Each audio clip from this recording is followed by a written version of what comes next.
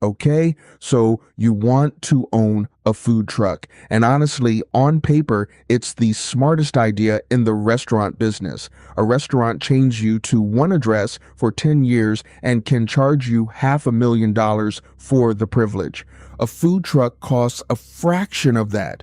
No landlord, no lease, no dining room to clean. If the neighborhood dies, you turn the key and drive somewhere better. It's a restaurant with an escape hatch, except it isn't, because a typical food truck keeps 6 to 9 cents of every dollar it earns. 6 to 9 for a truck pulling in $350,000 a year. That's less than a line cook's salary for 60 to 80 hours a week, standing in a steel box with a deep fryer. By the end of this video, you'll understand why the truck is the cheapest thing you'll buy, why the law forces you to rent the kitchen you thought you'd escaped, why every food truck that actually got rich stopped being a food truck without ever selling the truck, and why in America's biggest food truck city, there's a piece of paper that costs $200 that owners pay $25,000 for illegally every 2 years. That paper is the real business. We'll get there. Let's build your truck. The vehicle itself, a used, fully equipped truck, runs $40,000 to $100,000. A brand new custom build, $90,000 to $250,000, and it takes 3 to 6 months to make. Say you go used, 40 grand. Smart, except the industry has a rule you'll learn the hard way. Getting a used truck actually street legal costs 1.5 to 2 times the purchase price. Remember that multiplier. It's the most expensive lesson in this business. That bargain truck needs a commercial kitchen squeezed into 80 square feet, grill, fryer, refrigeration, 15 to 45,000, a ventilation hood with a fire suppression system. The law requires it, 5 to 10 grand, plus mandatory inspections twice a year, forever. Then the generator. Your entire restaurant runs on it. A commercial unit strong enough for a full kitchen, $5,000 to $12,000. Skip a $200 oil service and it dies. And when the generator is silent, your restaurant doesn't have a bad day. It has zero revenue. Wrap and branding, another 3 to 6 grand. Point of sale hardware, 1,000 to 3, and now the paperwork. The U.S. Chamber of Commerce actually counted what it takes to legally operate a food truck through its first year in a major American city. The average, 45 separate government procedures, 37 working days of your life, and $28,276 in permits, licenses, and compliance. $28,000. For comparison, that's more than half the price of your entire used truck, burned on paperwork before anything breaks. Add insurance, $3,000 to $5,000 a year, and here's your real entry ticket, $75,000 to $120,000, typical case, and you haven't even sold a single taco yet. Now the part nobody puts in the brochure. You bought a truck to escape rent. In almost every American city, the health code has news for you. You're legally required to rent a kitchen anyway. It's called a commissary, a licensed commercial facility where you must prep your food, wash your equipment, dump your wastewater, and park overnight. Not optional, mandatory. $600 to $1,000 a month in most cities, up to $3,000 in the big ones. The truck saves you rent. The law hands it back. That's rent number 1.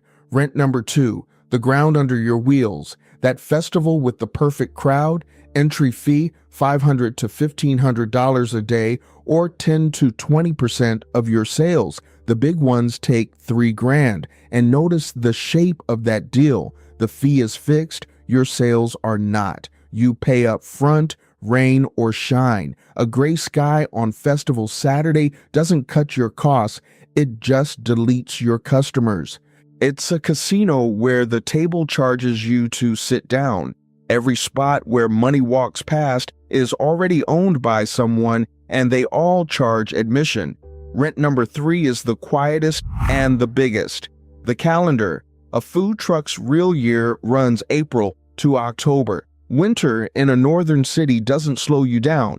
It parks you. Realistically, you get maybe 150 to 200 real selling days a year.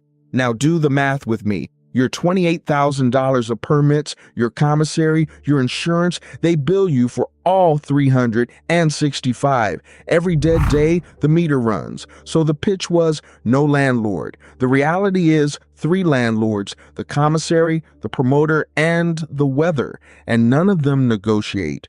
Let's run your first year on paper, because averages lie and this industry runs on averages. The average American food truck grosses around $346,000 a year. Sounds survivable, right?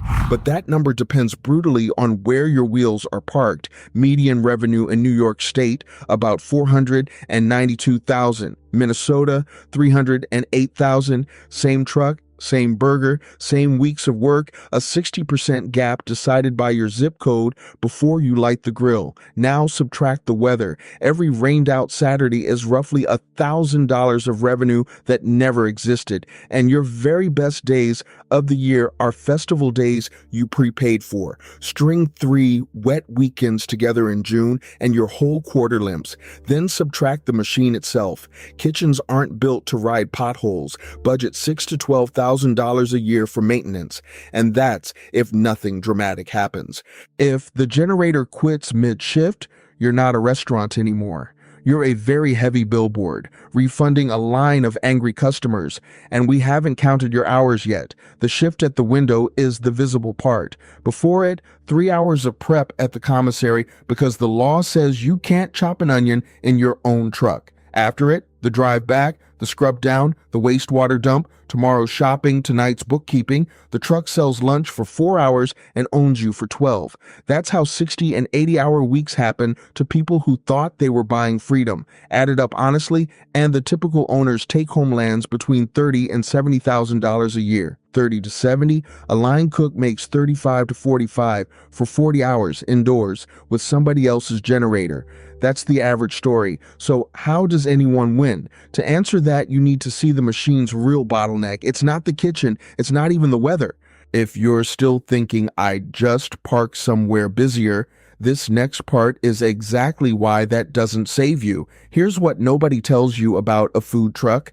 Your kitchen is not the bottleneck. The window is one window, one person taking orders. A customer reads the menu, decides, orders, pays. That's 90 seconds to 2.5 minutes per person, which means one window physically processes about 24 to 40 orders an hour. 24 to 40. That's not a management problem. That's an architectural constant welded into the truck. Run the lunch math with me.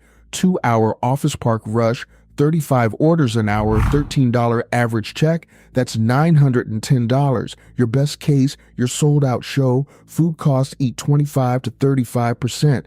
Labor, you need at least 2 people in that box, another 20 to 30. Fuel, propane, the generator drinking gas all shift, packaging, card fees. Your triumphant, perfect weather lunch rush nets you maybe $200 before the commissary bill, before the permits, before anything breaks. And it gets crueler. Industry Q data shows 30 to 40% of people who see a long line walk away without ordering. You can't build a bigger dining room. There isn't one. Demand above 40 orders an hour doesn't make you rich. It literally walks down the street to your competitor. This is why every serious truck runs a 5-item menu. Not creativity, arithmetic. Fewer items, faster window, less waste, and the sneakiest profit line isn't on the menu board at all. Sides and drinks carry 70 to 90% gross margins, the fattest numbers anywhere on the truck, which is why smart operators treat the entree as the bait and the $4 lemonade as the business. The window sets your ceiling, but there's something worse than a low ceiling, a city that owns your floor. Remember that $200 piece of paper? Here's the payoff. In New York City, you cannot just buy the right to sell food from a truck. The number of full-time mobile vending permits has been frozen since 1983, about 3,100 of them for a city of 8 million. The official price from the city, $200 for 2 years, but the waiting list is over 1,600 names long, a decade-plus wait. So a black market did what black markets do. The people holding those permits rent them out illegally for $18,000 to $25,000 per 2-year cycle. More than 60% of the city's vendors are running on someone else's paper. Read that again. In America's biggest food truck market, the single most valuable asset in the business is not the truck, not the recipe, not the brand. It's a photocopied permit from 1983, marked up 120 times over. And here's the twist. This month, July 2026, New York finally blinked. After 40 years, the city started issuing new supervisory licenses, 2,200 a year for 5 years. The decade-long queue is finally moving. But ask any economist what happens next, and you'll get a cold smile. Every new legal permit is a $25,000 hole in somebody's black market pension. The people who spent decades collecting rent on those photocopies are not planning to go quietly. Chicago went the other way. No black market, just a wall. By city ordinance, a food truck may not park within 200 feet of any restaurant's door. In the Loop, that's practically everywhere. Every truck must carry a GPS tracker broadcasting its location. Data kept for months, available to regulators without a warrant. Fine for getting it wrong, up to $2,000. The truck owners sued. It went all the way to the Illinois Supreme Court, and in 2019, the court sided with the city unanimously. Meanwhile, Texas passed a law in 2023 that says the opposite. Cities can't force a self-contained truck to rent a commissary at all. Same country, same business, same burger, and whether your model even works is decided by which side of a state line you park on. And before you call it all madness, the cities do have one dark, legitimate card to play. July 2014, Philadelphia, a food truck's propane tank refilled illegally, missing its safety valve, exploded. The owner and her 18-year-old daughter died. The settlements reached $160 million. Every inspection fee you'll ever hate exists because a truck really is a kitchen strapped to a bomb parked next to a crowd. So no, you don't own the street. You rent it from whoever got there first, the city, the permit holder, or the lawyer. Around 2019, Silicon Valley looked at all of this, the permits, the weather, the window, and said, what if we deleted the truck? They called it the ghost kitchen. A rented industrial stove, no dining room, no wheels, no line, just delivery apps. The same customers you're fighting for serve from a warehouse. Investors called it a $1 trillion future, and for a moment it looked like the food truck's executioner. Why park a kitchen on a bomb when you can hide it in a warehouse? Here's what actually happened. By the end of 2024, the entire American ghost kitchen industry was doing about $2.9 billion and shrinking. Uber Eats purged 8,000 ghost storefronts for bad quality and duplicate menus. Kroger shut down every ghost kitchen it had. Wendy's quietly walked away from its plans. The killer: delivery apps take 15 to 30% of every order. Run that on a $15 burrito. The app takes up to $4.50 off the top before food costs, before labor, before the industrial rent. The ghost kitchen recreated the food truck's brutal math, minus the one thing that made the truck work: a crowd that walks up and pays full price in cash. The ghosts escaped the city, the weather, and the window, and walked straight into a landlord worse than all three: the algorithm. Every dollar of convenience got taxed by the platform that owned the customer. Hold that thought, because it's the whole game in one sentence. In street food, whoever owns the access to the crowd, the permit, the parking spot, the app, taxes everyone who doesn't. Which brings us to the people who actually figured this out. November 2008.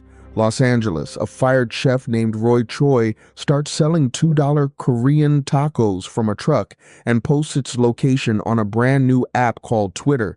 Crowds start showing up before the truck does. Kogi BBQ becomes a movement, peaks over $2 million a year, and single-handedly invents the modern food truck industry. But here's the promise I made you at the start.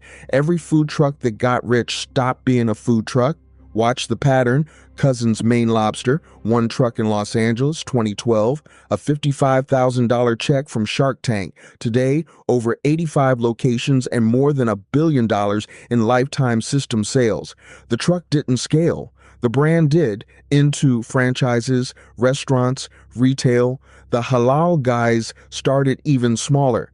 A hot dog cart on 53rd Street and 6th Avenue in 1990, feeding Muslim cab drivers who couldn't find halal food. Today, over 100 locations, 5 countries.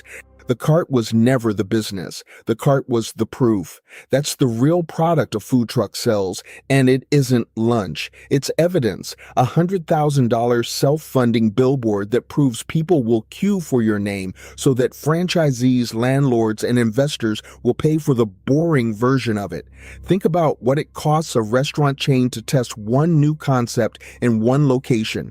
Opening a single independent restaurant starts around $275,000 sunk into an address that can't move. A truck tests the same idea for a third of the money, often less, and if the neighborhood says no, the test drives away and asks a different neighborhood. And the operators who never franchise but still win, same move, smaller scale, they stop chasing street crowds, catering, one private event pays $1,900 to $2,800, guaranteed rain or shine, no line, no walkaways. The best trucks pull 30 to 50% of their revenue from bookings, half the business, none of the weather, or they solve the location problem permanently. In Seattle, a brewery called Reuben's Brews decided it would never build a kitchen. It parks a food truck on its patio instead, full time. Think about what just happened there. A bar with a thirsty crowd and no food next to a kitchen with no crowd. The brewery gets a menu without hiring a single cook. The truck gets a guaranteed audience without paying a single event fee, 2 half businesses making one whole one, and the truck never burns a drop of diesel looking for customers again. Troy opened the door, but everyone who walked through it and got rich did the same thing. They used the truck to escape the truck. Now, the graveyard, and one honest correction. You've heard the number. 60% of food trucks fail in 3 years. Here's the thing. That number was never measured on food trucks. It was lifted from a 2005 university study of restaurants, sit-down restaurants, in Columbus, Ohio. The truth is, nobody has ever properly counted food truck deaths. What we do know is the shape of the market, and it's scarier than a fake statistic. In 2020, COVID looked like the food truck's golden hour. Dining rooms were illegal, wheels weren't. More than 90,000 American restaurants closed for good. Food trucks took their hit too. Roughly 1 in 5 went dark that year, but the survivors inherited the streets, and 2021 brought the industry's strongest boom in years, nearly 12% growth. Cheap trucks, desperate chefs, a nation eating outdoors, the perfect recipe, and then everyone had the same idea at the same time. The number of food trucks in America exploded to over 92,000, growing 23% a year since 2020. The market they're all fighting over, $2.8 billion, growing at 0.2% a year. The pie stopped growing. The forks keep coming. That's the real killer, not failure, dilution. Twice the trucks, the same lunch crowd, the same 40 orders an hour window, and the bodies pile up quietly. A truck builder in Orlando goes bankrupt, taking hundreds of families' deposits down with it. A single mother in Indiana wires $20,000, her whole savings, into a truck venture that evaporates. Even the shovel sellers feel it. Sales of new trucks dropped by a third after 2023. The gold rush is over. The people still digging are selling catering or franchises. So here's the honest answer. A food truck is the cheapest ticket into the restaurant industry and the most expensive way to buy yourself a job. The math only works 3 ways. You're the billboard for a future franchise, you're the caterer who happens to have wheels, or you're the kitchen bolted to somebody else's crowd. And if you're still going to do it, and some of you will, the survival survivors all follow the same 3 rules. They buy a proven route, not a shiny truck. The customer list is worth more than the stainless steel. They sign catering contracts before they sign the loan.